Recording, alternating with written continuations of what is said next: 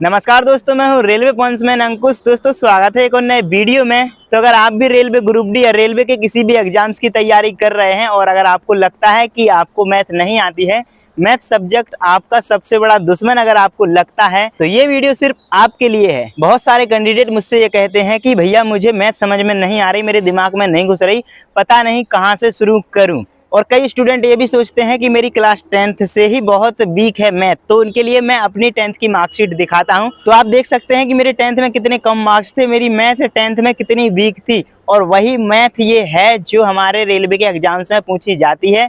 लेकिन जब मैंने रेलवे एग्जाम की तैयारी करी थी तब मुझे भी आप ही की तरह ये मैथ बहुत ही ज़्यादा डिफिकल्ट लगती थी, लेकिन फिर मैंने एक सही स्ट्रेटजी बनाई और उसको फॉलो किया। तो मैं आप सभी को बता दूं कि मैथ कठिन नहीं होती है, बस आपको सही स्ट्रेटजी फॉलो करने की जरूरत होती है। दोस्तों अगर आप सोचते हो कि मैथ कठिन है, मैं मैथ नहीं कर पाऊंगा और बिना मैथ के आप रेलवे में सिलेक्शन लेना चाहते हो, तो ये आपकी सबसे बड़ी भूल है। बिना मैथ के आप रेलवे में सिलेक्शन नहीं ले सकते हो। मुझे भी मैथ से बहुत ज्यादा डर लगता था, लेकिन फिर मैंने ये 90 दिन की स्ट्रेटजी फॉलो करी और आज रिजल्ट आपके सामने है। और आपको मैं वही स्ट्रेटजी बताने वाला हूं जो मैंने खुद फॉलो करी थी। तो दोस्तों आपको ये नहीं सोचना है कि मेरी 10वीं क्लास से ही मैथ बहुत ज्यादा कमजोर है। आप भी मेरी तरह पूरे में से पूरे मार्क्स लेके आओगे जब इस स्ट्रेटजी को फॉलो करोगे। दोस्तों मैंने पहले भी रेलवे ग्रुप डी के लिए बहुत सारी स्ट्रेटजी वीडियो बनाई है जिनको आप लोगों ने बहुत ज्यादा पसंद किया है। इस स्ट्रेटजी में भी मैं आपको स्टेप बाय स्टेप सभी चीजें बताने वाला हूँ। तो चलिए बिना किसी टाइम वेस्ट के चलते हैं अपनी नोटबुक पर। तो दोस्तों ये है स्ट्रेटजी जो कि रेलवे के सभी एग्जाम की मैथ के लिए स्ट्रेटजी में बताने वाला हूं। और ये हमारे ग्रुप डी के एग्जाम में, एएलपी के एग्जाम में, टेक्नीशियन के, एनटीपीसी के, आरपीएफ, एसआई और कांस्टेबल, जूनियर इंजीनियर और पैरामेडिकल जैसे सभी एग्जाम्स के लिए इंपॉर्टेंट होती है मैथ।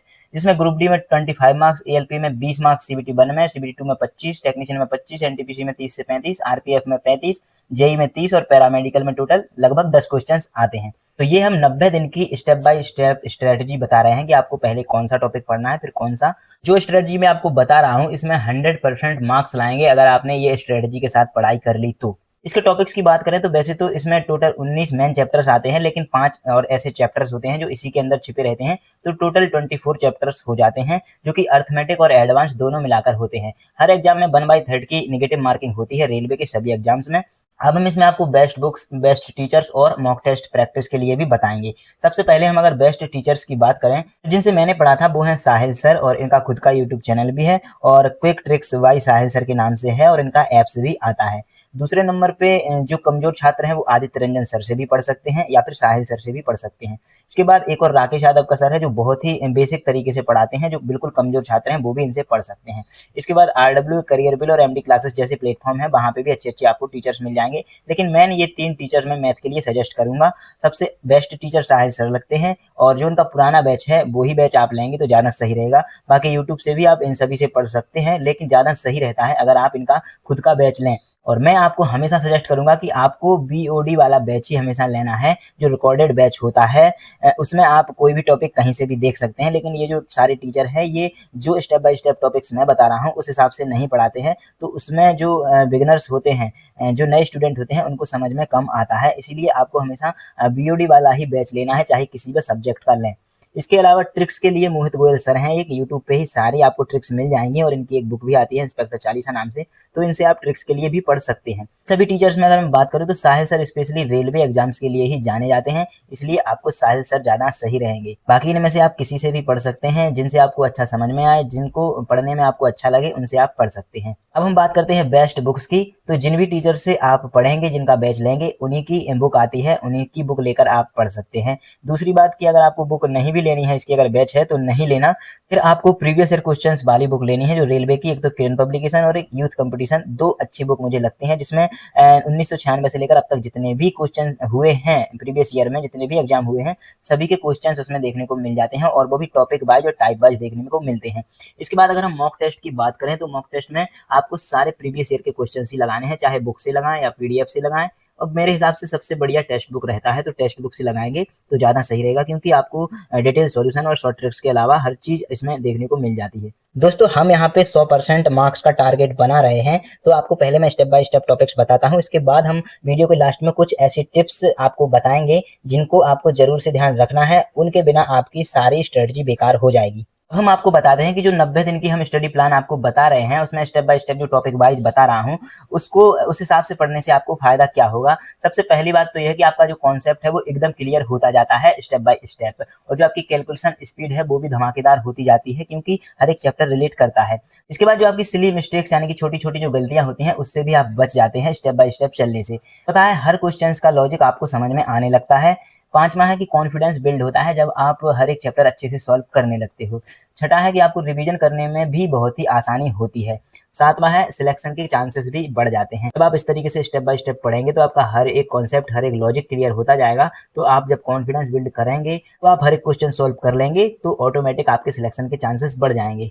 अब मैं आपको सिलेबस पढ़ने से पहले कुछ चीज़ें बताता हूँ। आपको सबसे पहले क्या करना है कि क्लियर योर माइंडसेट, मतलब कि आप मुझे मैथ नहीं आती है ये तो बिल्कुल पूरी तरह से भूल जाओ। ये डर सबसे पहले आपको हटाना पड़ेगा, क्योंकि हर सक्सेसफुल कैंडिडेट ने जीरो से ही शुरुआत करी है। मैंने खुद जीरो से ही शुरुआत करी थी। दूसरा है कि अपना लेवल पहचानो। सबसे पहले आप ये पता करो कि आप एक बिगिनर हैं या इंटरमीडिएट हैं या फिर एडवांस हैं। आप किस लेवल पे आते हो। सबका अलग अलग लेवल होता है और उसी के हिसाब से आपको बुक, टीचर और कंटेंट सिलेक्ट करना है। तीसरी बात है कि आपको सिर्फ एक ही ऐप या फिर एक ही चैनल को फॉलो करना है। आप किसी एक टीचर को ही फॉलो करेंगे, और सिर्फ ट्रिक्स के लिए आप कोई अलग टीचर, जैसे मैंने मोहित गोयल सर बताए थे, तो उनको फॉलो कर सकते हैं। बाकी अगर आप एक ही चैनल या एक ही टीचर को फॉलो करेंगे तो आपकी कन्फ्यूजन और टाइम दोनों बच जाएगा। अगली बात है कि एक डेडिकेटेड मैथ नोटबुक भी बनाओ आप। मेरे हिसाब से 2 नोटबुक बनाएंगे आप।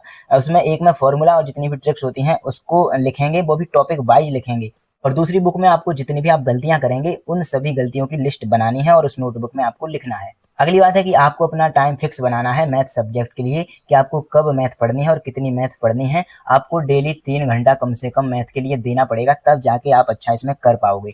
इससे आपकी डेली पढ़ने से ग्रोथ भी अच्छी होती है, साथ ही सिलेक्शन के चांस भी बढ़ जाते हैं, क्योंकि आप लगातार कंसिस्टेंसी से पढ़ेंगे फिक्स टाइम पे, तो प्रैक्टिस बहुत अच्छे से होगी।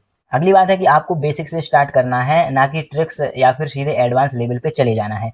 इससे आपका बेस भी तैयार होता है, साथ ही लॉन्ग टाइम के लिए आपकी मैथ अच्छी बन जाती है। ये लोग क्या करते हैं कि सीधे इंपोर्टेंट क्वेश्चंस देखने लग जाते हैं, चाहे वो कितने भी कठिन हो, रट्टा मारने लग जाते हैं। तो आपको ऐसा नहीं करना है, आपको बेसिक से स्टार्ट करना है। अब यहाँ से आपका स्टेप 1 और मैथ पढ़ने का पहला दिन शुरू हो जाता है, जिसमें सबसे पहले आपको कैलकुलेशन स्पीड और बेसिक स्ट्रॉन्ग करने पे काम करना है, और ऐसा आपको 5 से 6 दिन तक करना है। इसमें सबसे पहले आपको 1 से लेकर 30 तक की टेबल्स याद करनी है, जिसे हिंदी में पहाड़े कहते हैं। बिल्कुल मुंह जुबानी आपको याद करनी है। साथ ही स्क्वायर 1 से 30 तक याद भी करने हैं, और इनको ट्रिक्स की मदद से तुरंत निकालना भी सीखना है। साथ ही स्क्वायर रूट भी 1 से 30 तक, क्यूब भी 1 से 20 तक, क्यूब रूट भी 1 से 20 तक। इसके बाद आपको फ्रैक्शन टू परसेंटेज, फ्रैक्शन को परसेंटेज में बदलना और परसेंटेज को फ्रैक्शन में बदलना बिल्कुल याद होना चाहिए। जैसे 1/2 को 50% लिख सकते हैं, 1/3 को 33.3% लिख सकते हैं, 1/4 को 25% लिख सकते हैं। इसके बाद आपको फास्ट कैलकुलेशन करना भी सीखना है। जब आप, जैसे कि आप ऐसे जोड़ रहे हैं 25 + 20 + 5, तो आपको ऐसा नहीं कि लिख के यहाँ पे जोड़ने लग जाना है। आपको ऐसे ही याद हो कि ये टोटल 50 हो रहा है। तो आपको हर एक चीज़ माइंड में सॉल्व करने की कोशिश करनी है। कोई भी, चाहे आप मल्टीप्लाई करें, डिवीजन करें, माइनस करें, प्लस करें, जो भी करें आप, तो माइंड में ही इनको सॉल्व करने की कोशिश करें, तभी आपकी जो कैलकुलेशन स्पीड है वो बहुत फास्ट होगी। इसके बाद आपको एक फॉर्मूला का चार्ट बनाना है और दीवार पे चिपकाना है। या तो इसको आप हाथ से बना सकते हैं या फिर इसको आप मार्केट से भी ले सकते हैं। खास करके जो मेंसुरेशन, अलजेब्रा, ट्रिग्नोमेट्री, जियोमेट्री और सीआई और एसआई वाले जितने भी फॉर्मूला होते हैं उनको उसमें जरूर लिखें। जो मार्केट से आप लाएंगे उसमें तो सब वैसे ही लिखे रहते हैं। तो इनकी आपको बिल्कुल डेली एक बार आपको रिवीजन जरूर करना है। मात्र 10 मिनट आपको इसमें लगेंगे। इसके बाद आप जितने भी टॉपिक पढ़ेंगे उनको आपको अलग अलग तरीके से सॉल्व करना है। जैसे कि एक मेन तरीका होता है बेसिक, लेकिन इसमें टाइम आपका ज्यादा लग जाता है। दूसरा तरीका होता है शॉर्टकट, जो आपको टीचर्स पढ़ा देते हैं। शॉर्टकट से आपका समय बहुत ज्यादा बच जाता है। तीसरा है अप्रोक्सीमेशन। कई बार ऐसा होता है कि जो आपका क्वेश्चन है वो बहुत ही ज्यादा लंबा होने लगता है, तो ऐसे में आपको क्वेश्चन देख के ही पता चल जाता है कि ये अप्रोक्सीमेशन से होगा। तो अप्रोक्सीमेशन वाला मेथड भी आपको सीखना है। साथ ही चौथा है वैल्यू पुट करके, जो अलजेब्रा वाला चैप्टर है और कई ऐसे चैप्टर हैं एज वाले हैं जैसे, तो इनको आपको वैल्यू पुट करके सॉल्व करेंगे तो बहुत ही जल्दी आपके क्वेश्चन सॉल्व होंगे। तो ये 4 तरीके से आपको क्वेश्चन को सॉल्व करना सीखना है, लेकिन सबसे पहले आपको बेसिक तरीका आना चाहिए। तो यहाँ से हमारा स्टेप 1 कंप्लीट होता है। अब यहाँ से स्टेप 2 आता है और यहाँ से आपके टॉपिक स्टार्ट होते हैं। सबसे पहले आपको अर्थमेटिक से स्टार्ट करना है, वो भी बेसिक से एडवांस हम चलेंगे। किसी को भी एडवांस मैथ से स्टार्ट नहीं करना है, नहीं तो आप पूरी तरह से भटक जाएंगे।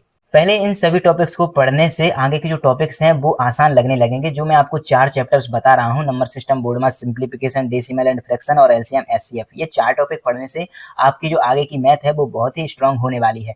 सबसे पहले नंबर सिस्टम जो आपका है उससे हर एक चैप्टर का बेस क्लियर हो जाएगा। ये आगे की सिंप्लीफिकेशन, एलसीएम एचसीएफ और अलजेब्रा जैसे चैप्टर में बहुत ही ज़्यादा काम आने वाला है। इसके लिए आपको ट्रिक्स भी सीख लेनी है, डिविजिबिलिटी वाली, इवन ऑड लॉजिक वाली और रिमाइंडर वाली।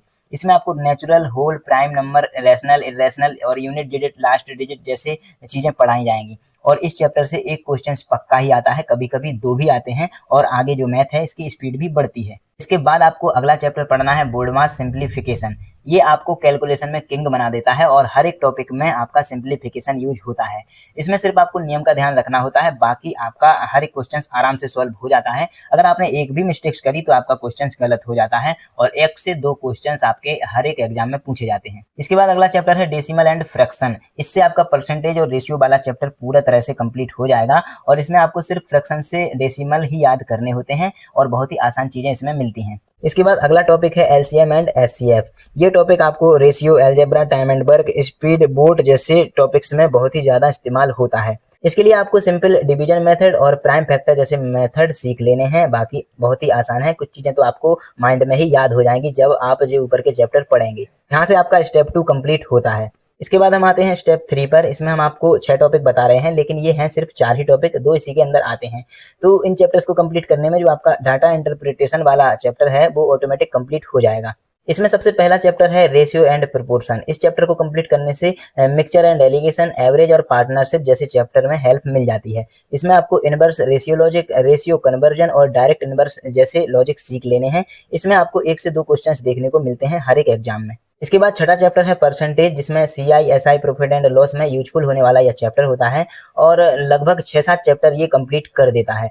इसमें आपको सिर्फ वैल्यू याद रखनी होती है कि 10% की 1/10, 1/5 की 20%, इस तरीके से, और सक्सेसिव केस की ट्रिक की मदद से आपको पूरा परसेंटेज पढ़ना है। इससे एक क्वेश्चन 100% हर एक रेलवे के एग्जाम में आता है। इसके बाद 7वां चैप्टर है एवरेज। इसमें सिर्फ बेसिक लॉजिक और इजी कैलकुलेशन होती है। क्लास बेस्ड और एज बेस्ड क्वेश्चन इसमें पूछे जाते हैं कि क्लास में इतने बच्चों का एवरेज क्या है और इनकी एज का एवरेज क्या है। इसके बाद 8वां चैप्टर है मिक्सचर एंड एलिगेशन। मैंने पहले बताया था कि रेशियो पढ़ने से आपके जो आगे के चैप्टर है वो कंप्लीट हो जाएंगे, तो ये पूरा डायरेक्ट यूज रेशियो वाले चैप्टर का ही होता है, लगभग सेम ही होता है। इसके बाद 9वां टॉपिक है प्रॉफिट एंड लॉस। ये बिजनेस टाइप के रियल प्रॉब्लम्स को सॉल्व कराता है। इसमें आपको सीपी, एसपी और एमपी जैसी ट्रिक्स सीखनी पड़ती हैं, जिसमें आपको बहुत ही शॉर्ट तरीके से आपके क्वेश्चन सॉल्व हो जाते हैं और बहुत ही ईजी ये चैप्टर रहता है। 10वें नंबर पर स्टेप 3 में आता है सिंपल इंटरेस्ट और कंपाउंड इंटरेस्ट चैप्टर। इसमें आपको सिर्फ फॉर्मूला और ट्रिक्स ही सीखनी है। बहुत ही आसान ये चैप्टर होता है, लगभग एक बिगिनर्स को भी ये चैप्टर बहुत ही अच्छी तरीके से आता है, क्योंकि फॉर्मूले से आसानी से क्वेश्चन सॉल्व हो जाता है। कभी कभी डिफरेंस भी पूछ लेता है जो हमारा सिंपल इंटरेस्ट और कंपाउंड इंटरेस्ट के बीच। इस तरह से क्वेश्चन पूछ लेता है कि 1000 रुपये पे 5 महीने में सिंपल इंटरेस्ट कितना होगा और कंपाउंड इंटरेस्ट कितना होगा, या इन दोनों के बीच कितना अंतर होगा। तो ये बहुत ही आसान चैप्टर होता है, सभी लोग आसानी से इसको समझ लेते हैं। तो यहाँ से हमारा स्टेप 3 भी कंप्लीट होता है। अब चलते हैं हम स्टेप 4 पर।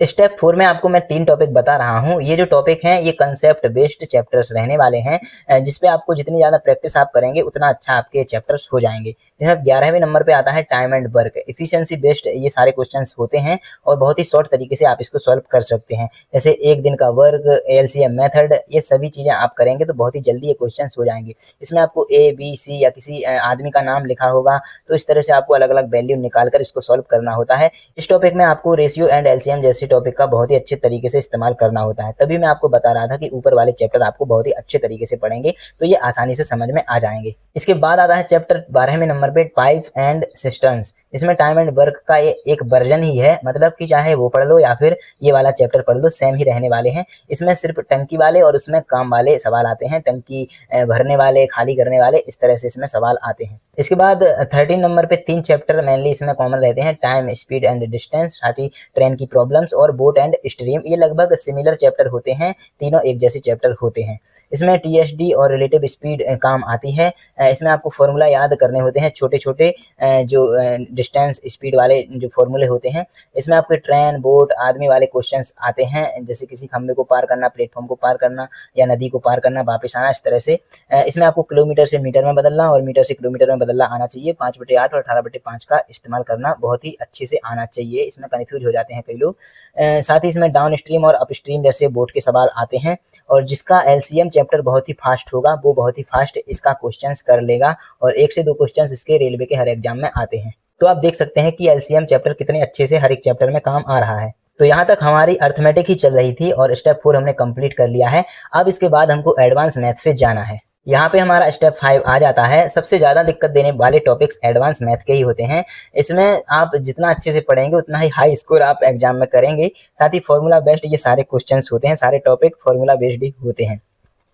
इसमें पहला चैप्टर आता है अलजेब्रा, इसी के अंदर क्वाड्रेटिक इक्वेशंस भी आ जाते हैं। एडवांस कॉन्सेप्ट यहाँ से आपका स्टार्ट होता है। इसमें आपके लीनियर इक्वेशंस, आइडेंटिटीज और पॉलिनोमियल्स, फैक्टराइजेशन जैसी चीजें आपको पढ़नी पड़ेंगी, और फॉर्मूला जितने ज्यादा आपको याद रहेंगे उतने ही जल्दी आपका ये टॉपिक कंप्लीट होगा और अच्छे से आप कवर कर लेंगे।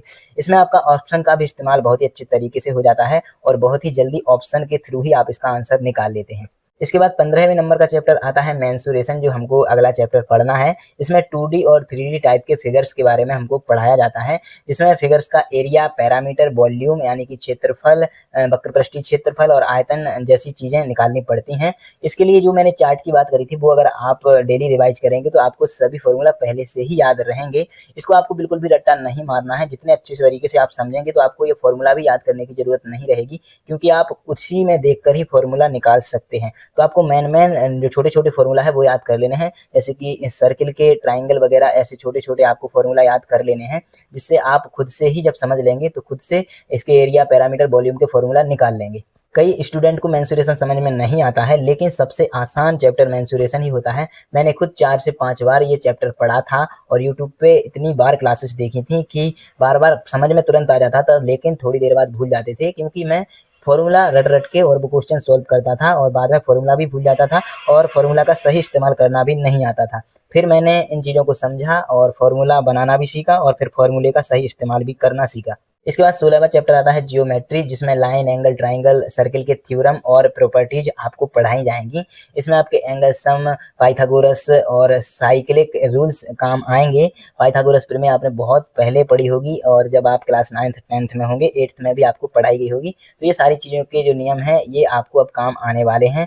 और जियोमेट्री आप जितने अच्छे से डायग्राम से पढ़ेंगे उतने ही अच्छे से आपको समझ में आएगा, क्योंकि डायग्राम का रोल बहुत ही ज़्यादा इसमें होता है।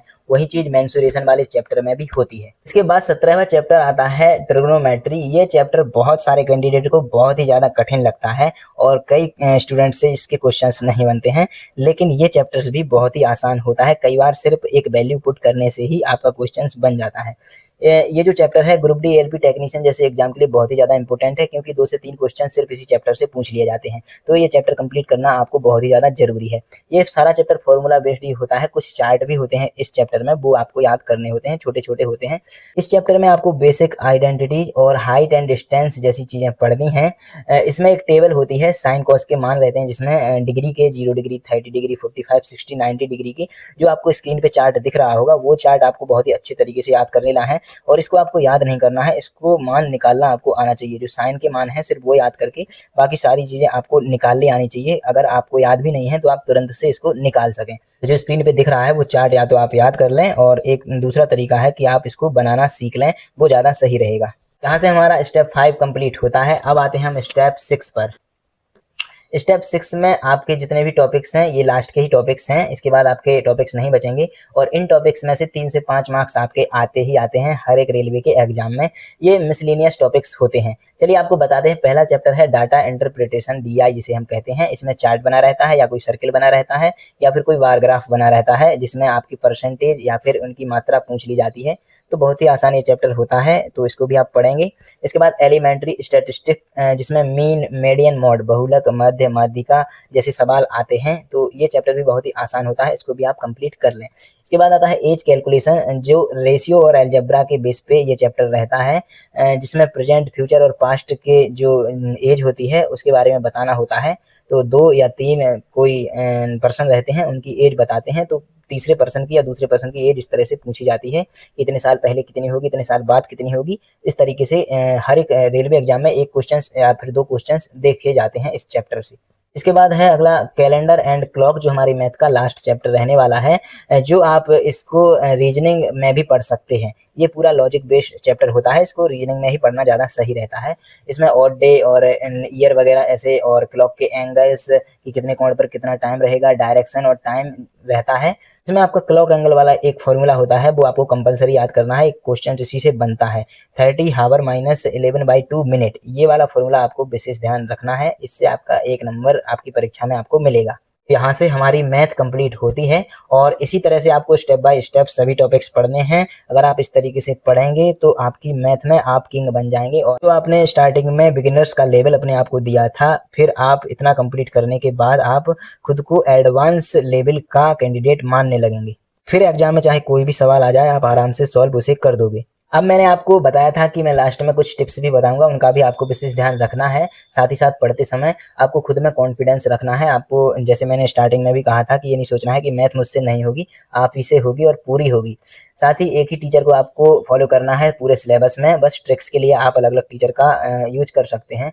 इसमें आपकी अलग स्पेस चाहिए आपको पढ़ाई के लिए, कोई भी आपको डिस्टर्ब ना करे। किसी भी सोशल मीडिया ऐप का आपको इस्तेमाल नहीं करना है। साथ ही उस रूम में आपके टीवी भी नहीं होनी चाहिए। चौथी चीज़ है कि नेगेटिविटी से आपको बचना है, स्पेशली जो लोगों की बातें हैं उन पे आपको बिल्कुल भी ध्यान नहीं देना है, तभी जाके आप इसमें अच्छा कर पाएंगे। और पांचवी चीज़ होती है consistency. Consistency is the key of success. सफलता की कुंजी ही आपकी निरंतरता है। छठवीं बात है, किसी भी टॉपर्स की बातों में या उनकी स्ट्रेटजी को फॉलो दोबारा से नहीं करने लग जाना है। आपको इसी स्ट्रेटजी को फॉलो करना है, और अगर आप कंटिन्यू 90 दिन तक इसको फॉलो करते हैं तो आप 100% एडवांस लेवल की मैथ सीख जाएंगे। इसके अलावा कुछ और चीज़ें हैं जो आपको करनी है, मैंने स्टार्टिंग में भी कुछ बताई थी।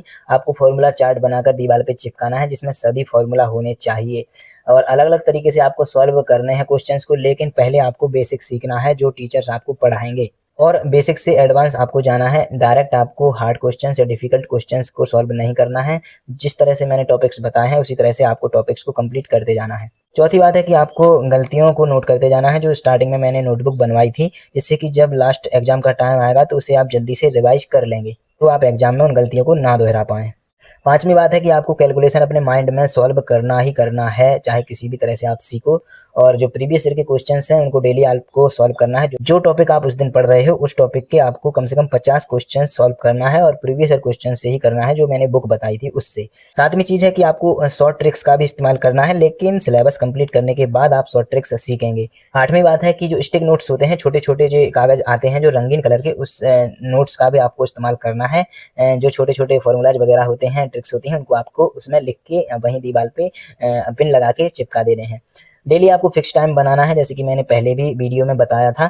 इसके बाद आपको डेली एक मॉक टेस्ट भी देना है, जिसमें आपकी मैथ, रीजनिंग, साइंस, जीके सभी कुछ रहेंगे। पूरे 100 मार्क्स का आपको एक मॉक टेस्ट देना ही देना है। ये बहुत जरूरी है, आपको जब तक आपका एग्जाम नहीं होता है तब तक आपको मॉक टेस्ट देते ही रहना है। तो दोस्तों ये थी मैथ की स्ट्रेटजी, ये था एक सही प्लान। अगर आप इस स्ट्रेटजी से पढ़ेंगे तो आप 25 में से 25 मार्क्स लेके आ सकते हो। अब आपको मैथ से डरना नहीं है। देखो पढ़ना सभी को आता है, लेकिन सिलेक्शन सिर्फ उसी का होता है जो सही प्लानिंग से पढ़ाई करता है। मैं कभी भी सिलेक्शन की गारंटी नहीं देता हूं, लेकिन अगर आप इस वीडियो की स्ट्रेटजी को फॉलो करोगे तो आप मैथ में कभी भी पीछे नहीं रहोगे। तो क्या अब आप रेडी हो सीरियस तरीके से तैयारी करने के लिए? अगर हाँ, तो आज से ही स्ट्रेटजी को फॉलो करना स्टार्ट कर दो। मैथ एक गेम है और हर एक गेम को जीतने के लिए सही रूल आपको आना चाहिए, और ये स्ट्रेटजी वही सही रूल है। आज से रोज एक टॉपिक, रोज रिवीजन और रोज एक मॉक टेस्ट देना है, फिर देखो कैसे आपकी तैयारी में चेंजेस आते हैं। तो दोस्तों आपको कैसी लगी ये वीडियो कमेंट में जरूर बताइएगा, और आपकी इस स्ट्रेटजी पर क्या राय है वो भी कमेंट में बताइएगा। और अगर वीडियो अच्छी लगी हो तो वीडियो को लाइक और अपने दोस्तों के साथ शेयर जरूर करिएगा, जितने भी लोग रेलवे की तैयारी कर रहे हैं। और अगर अभी तक चैनल को सब्सक्राइब नहीं किया है तो सब्सक्राइब जरूर करिएगा। चलिए फिर मिलते हैं अगली वीडियो में, तब तक के लिए नमस्कार, धन्यवाद।